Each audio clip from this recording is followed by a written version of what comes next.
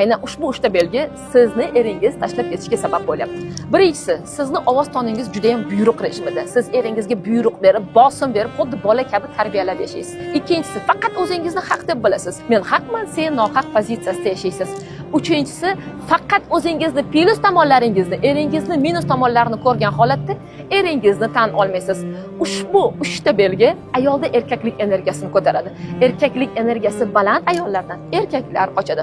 Qanday qilib erkaklik energiyangizni pasaytirib, eringiz bilan ideal munosabatlar qurishni o'rganmoqchi bo'lsangiz, hoziroq menga obuna bo'ling. Buni sizga o'rgatib boraman.